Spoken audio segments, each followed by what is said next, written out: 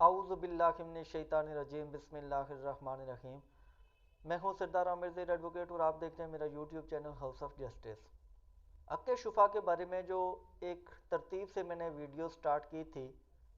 حق شفا کس پراپرٹی پر کلیم کیا جا سکتا ہے، پھر حق شفا کس پراپرٹی پر کلیم نہیں کیا جا سکتا، تو اسی میں آج ایک جو اس سے اگلا سٹیپ ہے کہ حق شفا کون کون کلیم کر سکتا ہے، اس پر بات کی جائے گی۔ حق شفا تین طرح کے لوگ کلیم کر سکتے ہیں۔ ان میں سب سے پہلے جس آدمی کا حق ہے کہ وہ حق شفا کلیم کرے گا وہ شفیع شریک کہلاتا ہے۔ شفیع شریک سے مراد کو آنر ہے کہ جس آدمی کی پراپرٹی اور آپ کی پراپرٹی مشترکہ ہے، آپ وہاں پر کو آنرز ہیں، مشترکہ کھاتے دار ہیں،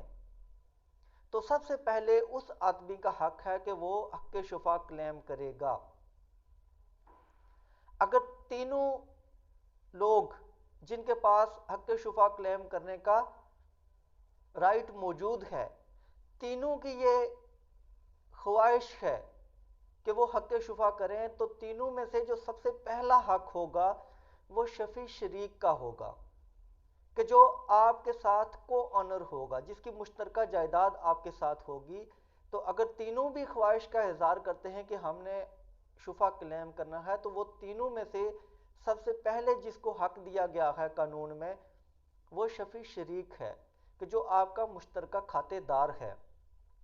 تو سب سے پہلے وہ کلیم کر سکتا ہے، اس کا یہ رائٹ ہے کہ وہ حق شفا کلیم کرے۔ شفیع شریک کے بعد جو دوسرا آدمی ہے جس کو شفا کلیم کرنے کا حق ہے وہ شفیع خلیط ہے۔ شفیع خلیط سے مراد وہ شخص ہے کہ جس کی پراپرٹی میں پہنچنے کے لیے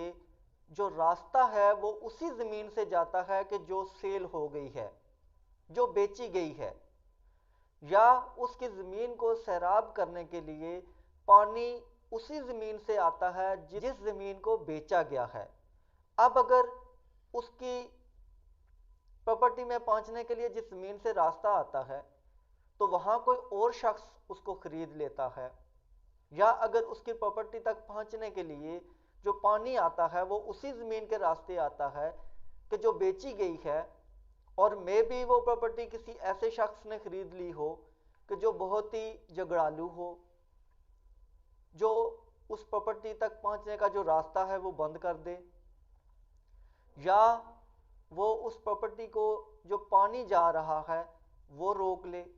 تو ایسی صورت میں شفیع خلیط کے لیے جو اس کی پراپرٹی ہے اس کی ویلیو بالکل زیرو ہو جائے گی۔ تو پھر دوسرا جو رائٹ دیا گیا ہے قانون کی نظر میں وہ شفیع خلیط کو دیا گیا ہے کہ اگر اس کی پراپرٹی میں راستہ یا پانی اسی پراپرٹی میں سے آتا ہے جو بیچی جا رہی ہے، تو دوسرا رائٹ اس کا ہے کہ اگر شفیع شریک یہ پراپرٹی نہیں خرید رہا تو پھر وہ شفیع خلیط کے پاس رائٹ ہے کہ وہ اس کو حق شفا کلیم کر کے اس کو خرید سکتا ہے۔ اس کے بعد جو تیسرا رائٹ ہے وہ شفیع جار کا ہے۔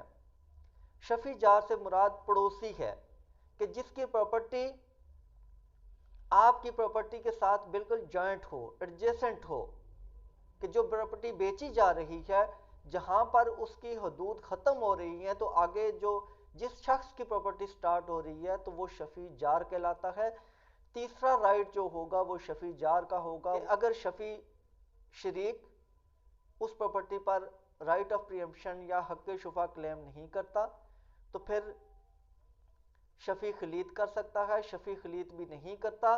تو پھر شفیع جار کے پاس یہ رائٹ ہے کہ وہ اس پراپرٹی کو خرید سکتا ہے۔ تو ویورز یہ تھی آج کی ویڈیو، امید ہے ویڈیو پسند آئے گی۔ اگر ویڈیو پسند آئی تو چینل کو سبسکرائب کرنا نہ بھولیے گا۔ اسی کے ساتھ اجازت چاہتا ہوں، اپنی دعا میں یاد رکھے گا۔ فی امان اللہ۔